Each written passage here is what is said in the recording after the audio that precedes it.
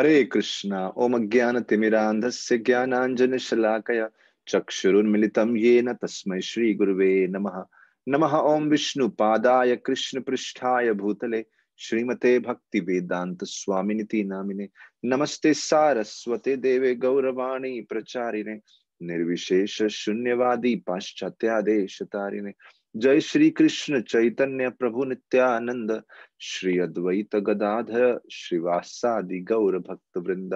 हरे कृष्ण कृष्ण कृष्ण हरे हरे, हरे राम राम राम हरे हरे। श्री गौरांग महाप्रभु की जय। हरे कृष्णा। हमने बहुत सारी अद्भुत लीलाओं पे चर्चा किया श्री चैतन्य महाप्रभु की। आइए आज श्री चैतन्य महाप्रभु की लीला आदि खंड के पहले अध्याय से प्रारंभ करते हैं। श्री चैतन्य महाप्रभु की लीला हम दो ग्रंथों के आधार पे, तीन ग्रंथों के आधार पे चर्चा करेंगे। चैतन्य भागवत, चैतन्य चरितामृत और चैतन्य मंगल। इन तीनों ग्रंथों को मिला के जो कथाएं दी गई हैं उन आधार पे हम महाप्रभु के जीवन को समझने की कोशिश करेंगे। ऐसा कहा गया है, यदा यदा ही धर्मस्य ग्लानिर्भवति भारत अभ्युत्थानम धर्मस्य तदात्मानं सृजाम्यहम्। जब जब यदा यदा ही धर्मस्य, जब जब धर्म की ग्लानि होती है, अभ्युत्थानम अधर्मस्य, और अधर्म बढ़ता है पृथ्वी पे, तदात्मानं सृजाम्यहम्, भगवान उस समय अवतार लेते हैं। और अवतार लेने का उद्देश्य क्या होता है? परित्राणाय साधूनां विनाशाय च दुष्कृतां धर्म संस्थापनार्थाय संभवामि युगे युगे।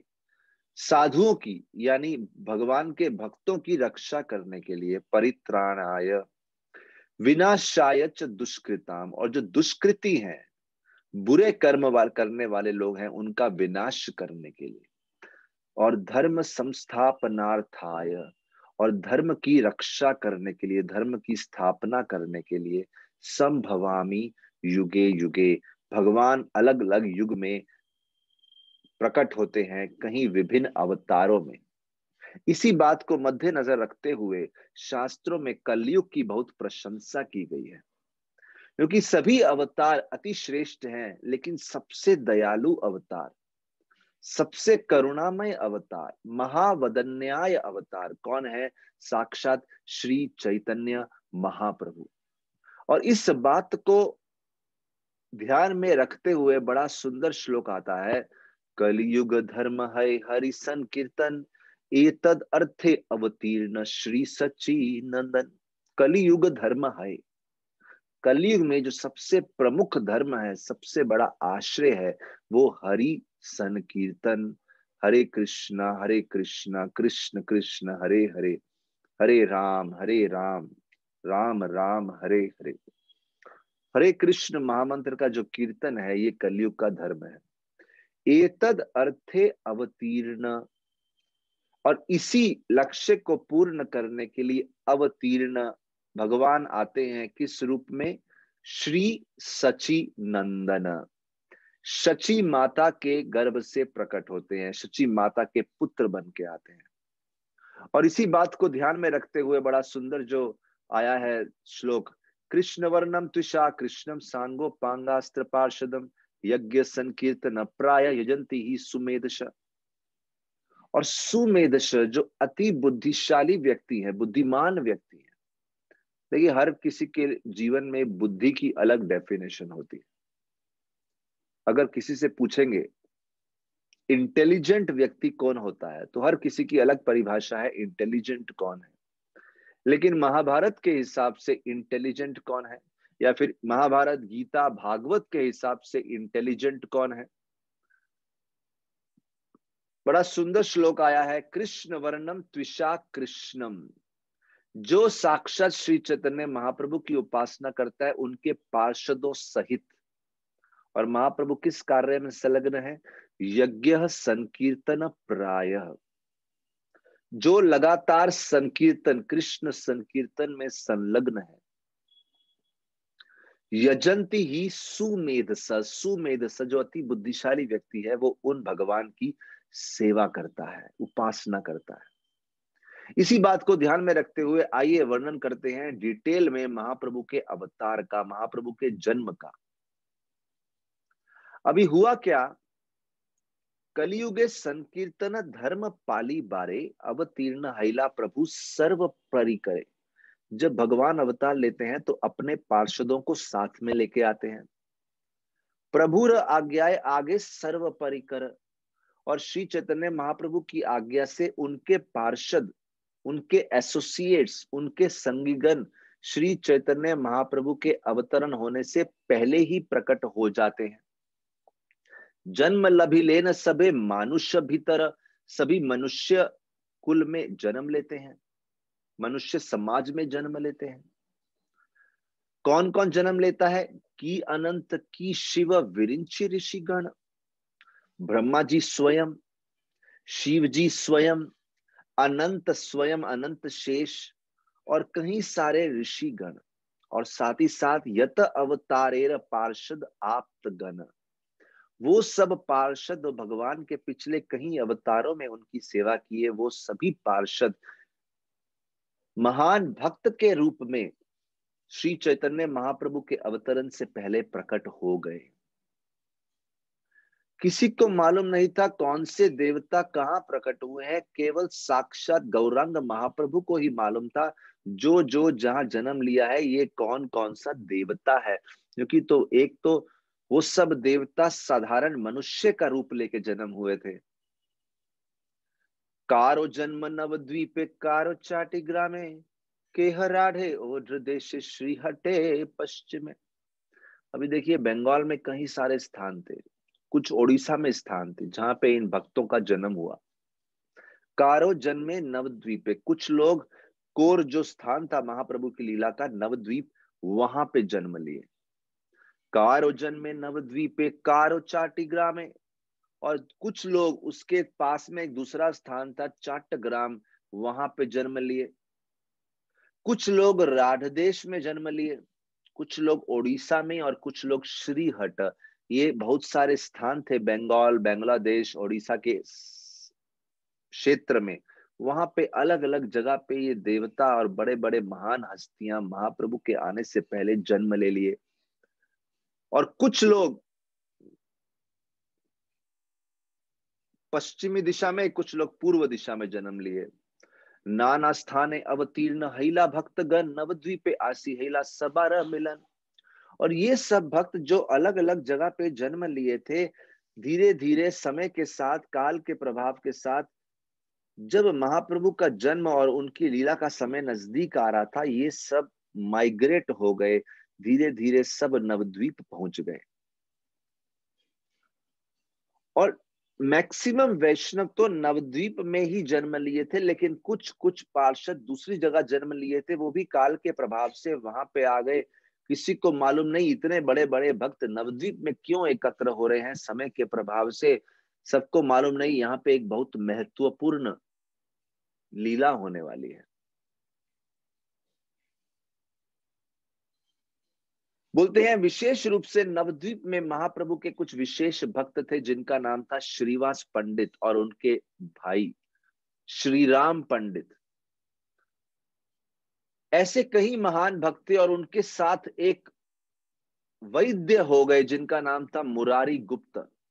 जैसे जैसे हम ये लीला चलेंगे आपको कुछ नाम के बारे में बताएंगे और हमको समझेगा ये जितने भी नाम हैं पिछले कई अवतारों के साथ ये सब कुछ ना कुछ प्रमुख भक्त की भूमिका निभाए।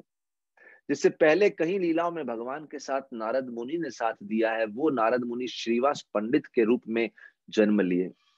और इस प्रकार से ये श्रीवास पंडित, श्रीराम पंडित, जो वैद्य मुरारी गुप्त नामक वैद्य हैं, ये सब श्रीहट नामक स्थान में जन्म लिए।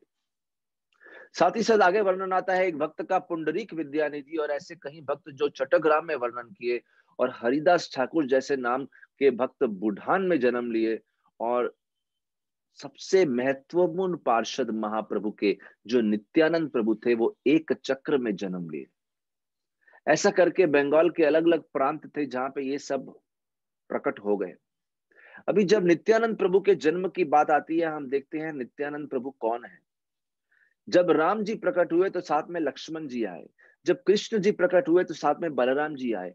हम देखते हैं जब विष्णु जी विश्राम करते हैं तो विष्णु भगवान नारायण अनंत शेष के ऊपर विराजमान रहते हैं। तो जैसे अनंत शेष भगवान के लिए एक बहुत सुंदर शयन का स्थान प्रदान करते हैं, वही अनंत शेष भगवान की अलग हर लीला में साथ देते हैं, सहयोग देते हैं। रामचंद्र जी के साथ लक्ष्मण बन गए, कृष्ण जी के साथ बलराम बन गए, तो श्री चैतन्य महाप्रभु के साथ नित्यानंद प्रभु बन गए। नित्यानंद प्रभु का जन्म भी एक बहुत अच्छे परिवार में हुआ। परिवार का नाम था हड़ाई पंडित और उनकी माता का नाम था पद्मावती। नित्यानंद के बारे में बोला है, कृपा सिंधु भक्ति दाता श्री वैष्णव धाम, राढ़ अवतीर्ण हैला नित्यानंद राम। देखिए, एक तरफ हम बता रहे हैं कृष्ण के अवतार श्री चैतन्य महाप्रभु अति दयालु अवतार हैं, लेकिन श्री चैतन्य महाप्रभु से भी अधिक कोई दयालु है तो नित्यानंद प्रभु। क्योंकि नित्यानंद प्रभु हमें श्री चैतन्य महाप्रभु की कृपा की तरफ एक्सेस देते हैं, प्रवेश देते हैं श्री चैतन्य महाप्रभु की कृपा के लिए। इसलिए नित्यानंद प्रभु को बोला गया कृपा सिंधु भक्ति दाता श्री वैष्णव धाम। कृपा सिंधु हैं, कृपा के सागर हैं, भक्ति दाता भक्ति देने वाले हैं, श्री वैष्णव धाम सभी वैष्णवों के सबसे प्रमुख आश्रय नित्यानंद प्रभु हैं। जब नित्यानंद प्रभु का जन्म हुआ था तो बोलते हैं उस समय सभी देवताओं ने ऊपर से फूलों की पुष्पों की वर्षा की थी, पुष्प से नित्यानंद प्रभु का अभिषेक किया था और जोर जोर से जय जय की ध्वनि लगाई थी। उस दिन से ये जो राढ़ देश था, अभी देखिए राढ़ देश क्या है, ये वो देश है जहां से गंगा जी का प्रवाह नहीं होता, ये शुद्ध भूमि नहीं मानी जाती। लेकिन नित्यानंद प्रभु जैसे महान हस्तियों के प्राकट्य से ये सब भूमि भी पूर्ण रूप से शुद्ध हो गई थी और यहाँ पे मंगलमय के सभी चिन्ह दिखने लगे थे। क्योंकि ऐसा कहते हैं कि जो गंगा जी का तट है, गंगा तीर पुण्य स्थाने सकल थाकी, गंगा जी का तट बहुत पुण्य माना जाता है। तो प्रश्न उठता है कि ये वैष्णव का जन्म ऐसे स्थान पे क्यों हुआ जो पुण्य नहीं थे, जब गंगा जी का प्रवाह नहीं था, जहां किसी शुद्ध पवित्र नदी का प्रवाह नहीं था, जिसे अशुद्ध स्थान माना जाता था। क्यों महाप्रभु के पार्षद ऐसे स्थान पे प्रकट हुए? बहुत सुंदर इस बात का उत्तर दिया गया है, ये देशे गंगा हरि नाम विवर्जित, ये देशे पांडव नाही गेला कदाचित, सही सब जीवे र कृष्ण वत्सल हैया, महाभक्त सब जन मायन आज्ञा दिया। महाप्रभु की अत्यंत हृदय में करुणा जागृत हुई। सोच रहे थे ये सब अशुभ स्थान है, यहाँ सब पाप का प्रवृत्ति जन्म लेता है, लेकिन अगर मेरे महान महान भक्त यहाँ जन्म लेंगे तो उनके चरणों की धूलि से, उनके प्राकट्य से वो पूरा का पूरा क्षेत्र, उस क्षेत्र का कल्याण होगा, वो पूरा क्षेत्र शुद्ध हो जाएगा। संसार तारिते श्री चैतन्य अवतार, आपन ने श्री मुखे करी आज छेन अंगीकार। बोलते हैं श्री चैतन्य पूरे विश्व का तारण करना चाहते थे, कल्याण करना चाहते थे, उद्धार करना चाहते थे, और इसीलिए शोच्य देशे शोच्य कुल्य आपन सम्मान जन्माइया वैष्णव सबार करे त्राण। भगवान बोले मुझसे भी ज्यादा शक्तिशाली कौन है? मेरे भक्त। और मेरे भक्त मुझसे शक्तिशाली या मेरी बराबरी के हैं। और अगर वो ऐसे ऐसे अशुद्ध स्थानों में और अशुद्ध कुल में, ऐसा कुल जो शुद्ध नहीं है, इम्पायस, पाप पूर्ण स्थान रहा है, वहां पे प्रकट करवा दिया अपने भक्तों को, जिससे उस स्थान का उद्धार हो जाए।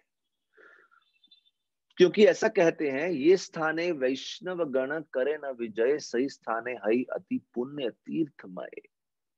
जिस स्थान पे वैष्णव जन्म लेता है वहां से hundreds of thousands of miles, हजारों किलोमीटर की जो आगे आसपास का क्षेत्र होता है, वो हर प्रकार के पाप से मुक्त होता है, उसको आध्यात्मिक प्रगति का लाभ मिलता है। ऐसा महाप्रभु ने चिंतन किया और ये सोच के अपने भक्तों को इन स्थानों पे जन्म लेने का अपॉर्चुनिटी दिया, मौका दिया। लेकिन जैसे हम जानते हैं, महाप्रभु की इच्छा से सही समय पे ये लोग, जन्म तो अलग अलग जगह पे हुआ, लेकिन सही समय पे ये सब नवद्वीप में प्रकट हो गए। नवद्वीपे हेन ग्राम त्रिभुवन नाई, यही अवतीर्ण हैला चैतन्य गुसाई। बोलते हैं पूरे 3 लोकों में नवद्वीप जैसा स्थान नहीं है, क्योंकि यहाँ पे श्री चैतन्य महाप्रभु का प्राकट्य हुआ है। देखिए, अभी श्री चैतन्य महाप्रभु के प्राकट्य से पहले नवद्वीप में परिस्थिति क्या थी, किस प्रकार का वातावरण था। सकल संपूर्ण करी थुई लेन तथा जानी या विधाता, by the will of Providence, विधाता की कृपा से हर प्रकार की समृद्धि और ऐश्वर्य नवद्वीप में विराजमान था। Navadwip was very very prosperous and opulent at that time.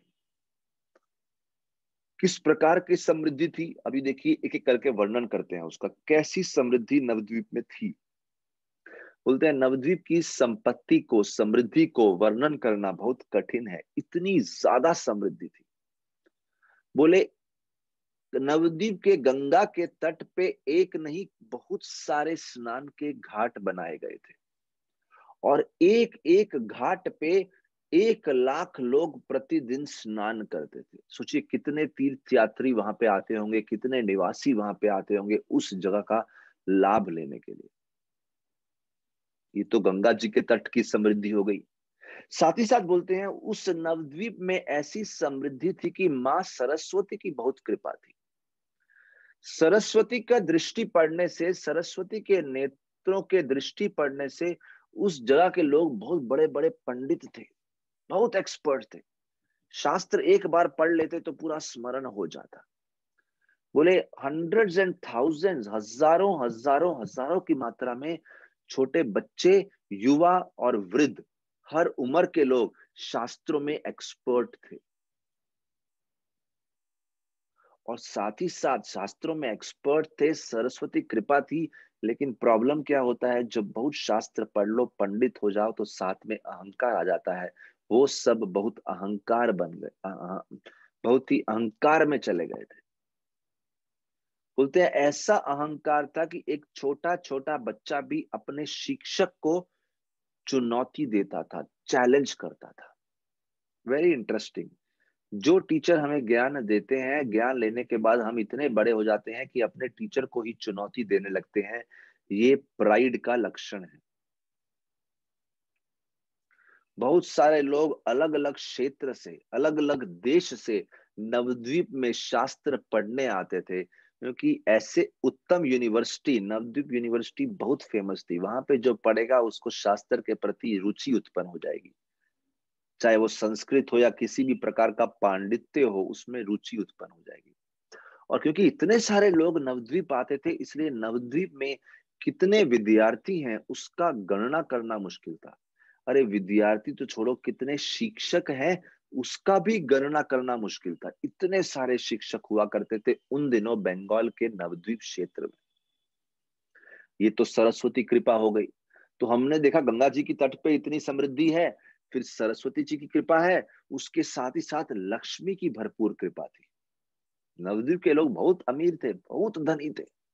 बोले लक्ष्मी जी की ऐसी कृपा थी कि सब लोग ऐसी समृद्ध अवस्था में रह रहे थे, और इतना धन होने के कारण वो अपना ज्यादा से ज्यादा समय भौतिक कार्यों में व्यर्थ कर देते थे।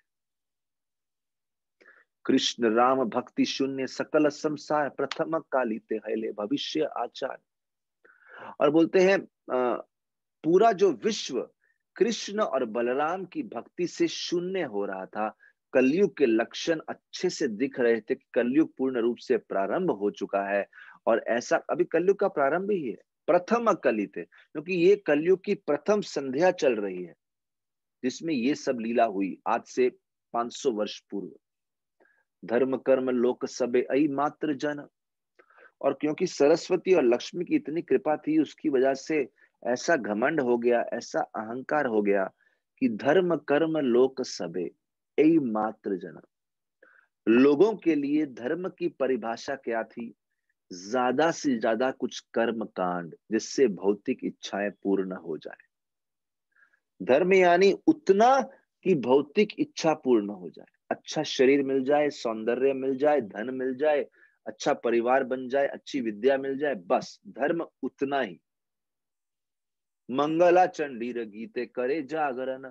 और इस प्रकार की इच्छाओं को लेके उनके लिए धर्म क्या था? रात भर देवी का जागरण करना, बस। भौतिक इच्छा से देवी का रात भर जागरण करना। अलग अलग देवियों की पूजा करते थे। कोई सर्पों की देवी विषहरी की पूजा करते थे। कुछ लोग इतना विशाल धन, काली पूजा और अनेक प्रकार की मूर्ति पूजा में करते थे, बिना जाने हुए कि धर्म का लक्षण क्या है। धन नष्ट करी पुत्र कन्या रवि भाई। और भौतिक इच्छाओं में किसमें सबसे ज्यादा धन लगाते थे? अगर कन्या का विवाह है, पुत्र का विवाह है, अई मत जगत तेरा व्यर्थ काल है। अपना धन और अपना समय पूर्ण रूप से व्यर्थ करते किसमें? पुत्र का विवाह करने में, पुत्रियों का विवाह करने में। और that's all, that was their maximum goal of life, कि अपने बच्चों का अच्छे से विवाह होना चाहिए और सारा धन उसमें लगा देना चाहिए। ये बा भट्टाचार्य चक्रवर्ती मिश्रा सब, ताहराव न जने सब ग्रंथ अनुभव। यहाँ तक कि यहाँ वर्णन किया है कि अगर कोई बहुत बड़े पंडित भी प्रसिद्ध हो जाते कि ये बड़े पंडित हैं, पंडित की पदवियां या पंडित का जो डेजिग्नेशन क्या था?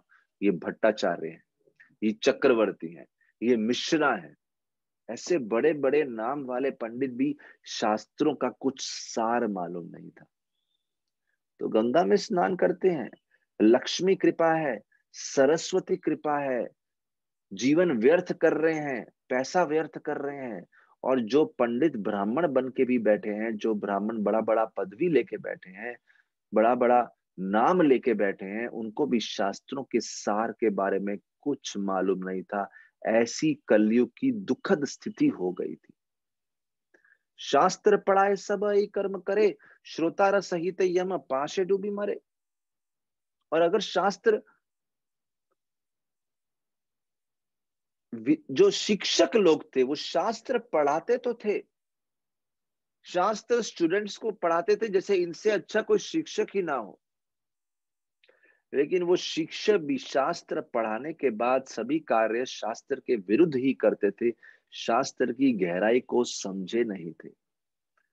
पढ़ के भी नहीं पढ़ा, देख के भी नहीं देखा, सब दिख रहा है लेकिन आंखें बंद करके रखी हैं। ऐसे उन शिक्षकों की स्थिति हो गई थी। जब टीचर ही ऐसे हो तो स्टूडेंट क्या होंगे? इसीलिए वो टीचर और स्टूडेंट सभी इतना शास्त्र पढ़ने के बाद भी यमराज के द्वारा दंड के योग्य थे।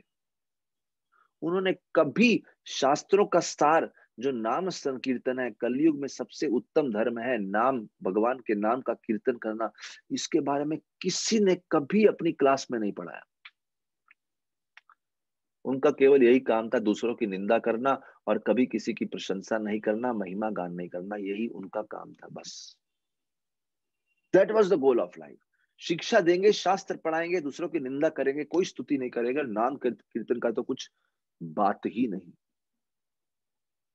यहां तक कि केवल शास्त्र के पंडित ही नहीं, बड़े बड़े विरक्त तपस्वी, बहुत तपस्या में लगे हुए विरक्त लोग भी ऐसे अभिमानी थे। तासबारा मुखे नाहिक हरि ध्वनि, उनके मुख से कभी भी हरि की ध्वनि नहीं निकलती थी। कितनी दुखद स्थिति है, शास्त्र पढ़ाने वाले ही ऐसे अंधकार में है। और अगर किसी का कुछ ज्यादा से ज्यादा पुण्य अगर किसी का है, इफ somebody इज एक्स्ट्रा पायस, चलो मान लिया ये पुण्यमान व्यक्ति है, उसके लक्षण क्या थे? अति वड़ा सुकृति से स्नाने रस समाये, गोविंद पुंडरीकाक्ष नाम उच्चारे। अगर कोई पुण्य से पुण्य आत्मा भी नवद्वीप में है तो उसके लक्षण क्या थे? ज्यादा से ज्यादा स्नान के समय 1 या 2 बार गोविंद और पुंडरीकाक्ष जैसे भगवान हरि के नाम का उच्चारण करना, बस। कभी कभी स्नान के समय मैक्सिमम, उससे ज्यादा नाम उच्चारण नहीं करेंगे, घंटों घंटों नाम कीर्तन नहीं करेंगे। अरे दिन में 2 बार ले लिया, स्नान करके थोड़ा अगरबत्ती कर दिया, थोड़ा भगवान के मंदिर के सामने 1 बार महामंत्र बोल दिया, बस हो गया, और कुछ नहीं। और इसमें से कुछ शिक्षक थे, वो साधारण शास्त्र नहीं पढ़ाते थे, विशेष रूप से गीता और भागवत पढ़ाते थे। लेकिन गीता भागवत पढ़ाते हुए भी भक्ति र व्याख्यान नहीं तहार जिवाए, उनकी जिह्वा पे एक बार भी भक्ति का व्याख्या नहीं होता था। आप सोचिए श्रीमद् भागवतम जिसमें भर भर के कृष्ण भक्ति के बारे में वर्णन किया है, ये लोग गीता भागवत पढ़ा रहे हैं, लेकिन शिष्य को ये बात समझ नहीं आई कि कृष्ण भक्ति ही जीवन का लक्ष्य है। इतना सब कोर्स करने के बाद भी, गीता और भागवत कोर्स करने के बाद भी। अई मत विष्णु माया मोहित संसार, इस प्रकार से विष्णु की माया से पूरा संसार मोहित हुआ पड़ा था। देखी भक्त सब दुख भावे न अपार। भक्त लोग क्या कर रहे थे ये देख के? देखिए भक्त का स्वभाव है, जब वो दूसरे व्यक्ति को भक्ति से थोड़ा सा विचलित होता हुआ देखता है कि ये लोग भक्ति पे रुचि नहीं ले रहे, शास्त्र पढ़ रहे हैं, शास्त्र का सार नहीं समझ रहे, तो भक्त के हृदय में, जो व्यक्ति नॉलेज में है, ज्ञान में है, उसके हृदय में क्या भावनाएं आती है? यहाँ देखते हैं उनके हृदय में क्या भावनाएं आ रही थी। देखी भक्त सब दुख भावे न अपार, अपार दुख में डूबे जा रहे थे, गहरे दुख में डूबे जा रहे थे, और विचार कर रहे थे केमुने जीव सब पाई बे उद्धार। देखिए एक जेन्युइन डिवोटी, एक सच्चा भक्त, उसके मन में हर समय ये विचार होता है, इतने सारे जीव जो कृष्ण से दूर हो गए हैं, इनका उद्धार कैसे हो? क्योंकि जिस व्यक्ति ने भक्ति के रस का आस्वादन किया है, वो ये रस दूसरे को भी देना चाहता है। केमोने कैसे होगा? ए जीव सब पाई बे उद्धार, ये सब जीव कैसे उद्धार पाएंगे? विषय सुखेते सब मजिल संसार, अरे ये सब तो विषय सुख में डूब गए हैं। बलि लियो के हो ना ही लय कृष्ण नाम, निरवधि विद्या कुल करे ना व्याख्यान। और साथ ही साथ वो सोच रहे थे कि ये लोग कृष्ण का नाम जप करेंगे नहीं जब तक इनको सिखाया ना जाए। यहां तक कि देख रहे थे, अगर इनको सिखाया जाए तो भी जप नहीं करेंगे, इतने अड़ियल थे ये लोग। शास्त्र पढ़ेंगे, इनको बताया जाए देखो अरे शास्त्रों में क्या लिखा है, फिर भी ये लोग भौतिक भोग में इतने आसक्त, हमेशा भौतिक पांडित्य और अपने ऊंचे जन्म की डींगे मारेंगे, वाह वाह करेंगे, लेकिन भगवान की महिमा गान नहीं करेंगे। ये देख के भक्तों के हृदय में बहुत दुख होता है। जानिए भक्तों के हृदय में क्या भावना रहती है। भक्तों के हृदय में केवल दुख है। क्या दुख है? भौतिक जगत में डूबे हुए लोगों के प्रति दुख। वैसे तो भक्त बहुत आनंद में मग्न है, लेकिन दूसरे को दुखी नहीं देख पा रहे। स्व कार्य करे ना सब भक्तगण, लेकिन साथ ही साथ जब दूसरे के दुख को नहीं देख पा रहे, इसका मतलब ये नहीं कि उनको भोग में लगा हुआ देख ये भी उसमें ही रम गए, नहीं। भक्त लोग स्व कार्य करें न, अपने निर्धारित स्वधर्म में, भौतिक और आध्यात्मिक स्वधर्म में पूर्ण रूप से जिम्मेदारियों में, अपनी साधना में सुव्यवस्थित थे, पूर्ण रूप से डेडिकेटेड थे। जैसे कृष्ण पूजा, गंगा स्नान, कृष्णेर कथन, इन सब में कृष्ण के कथाओं पे वर्णन करना, गंगा जी में स्नान करना, कृष्ण की पूजा करना, इन सब में पूर्ण रूप से मग्न थे। ध्यान रखिए, हाँ, कृष्ण पूजा, गंगा स्नान, कृष्ण कथन। तो कृष्ण पूजा यानी डेटी वर्शिप, कृष्ण कथन मतलब श्रवण और कीर्तन, और गंगा स्नान मतलब तीर्थ तीर्थ सेवा। तो डेटी वर्शिप है, हेयरिंग एंड चैंटिंग है, और धाम सेवा भी है। सबे मिली जगत तेरा करे आशीर्वाद। और इस प्रकार से सब लोग मिल जाते, वैष्णव संग करते, वैष्णव सेवा करते, और जब सब मिल जाते तो उनके हृदय से भर भर के आशीर्वाद निकलते इस दुनिया के लोगों के लिए। शीघ्र कृष्ण चंद्र कर सबारा प्रसाद, हे भगवान कृष्ण चंद्र जल्द से जल्द इन लोगों पे कृपा करो, जल्द से जल्द इन लोगों को कृष्ण भक्ति में खींच के ले आओ। ऐसी इच्छा रखते थे ये लोग, ऐसी प्रार्थना घड़ी घड़ी करते थे। सैनव द्वीप वैसे वैष्णव अग्रगण्य। अच्छा, अभी तो हमने बताया कि उस वैष्णव समूह में सब क्या भावना रखते थे, लेकिन उन वैष्णवों के अग्रज, सबसे श्रेष्ठ थे अद्वैत आचार्य नाम सर्वलोक धन्य। उस नवद्वीप में सर्वश्रेष्ठ वैष्णव कौन थे? साक्षात अद्वैत आचार्य। अद्वैत आचार्य के गुण क्या थे? देखिए, हम वर्णन कर रहे हैं महाप्रभु के अवतार लेने से पहले का नवद्वीप का परिस्थिति। कैसे सरस्वती लक्ष्मी की भरपूर कृपा, कैसे भरपूर समृद्धि, भरपूर ऐश्वर्य, लेकिन उसके बीच लोग कैसे भौतिकवादी बन गए थे, बड़े बड़े पंडित भी कृष्ण से विमुख हो गए थे। और इसका भक्तों पे क्या प्रभाव पड़ रहा है, भक्त कैसे दुखी हैं।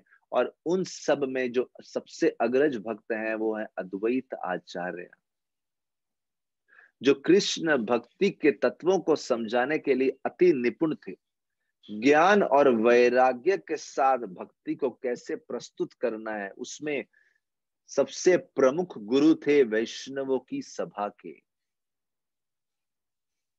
बोलते हैं वो तीनों लोगों के किसी भी शास्त्र को भक्ति तत्व के आधार पे समझाते थे, और ये समझाते थे कि कैसे कृष्ण के चरणों में भक्ति जो है वो तीनों लोगों के सभी शास्त्रों का एकमात्र सार है। और इस बात का शिक्षा सबको देते हुए उनकी पर्सनल साधना क्या थी? तुलसी मंजीर सहित गंगा जले। तुलसी मंजरी के साथ और गंगा जल के साथ लगातार भगवान श्री कृष्ण के चरणों की उपासना करना।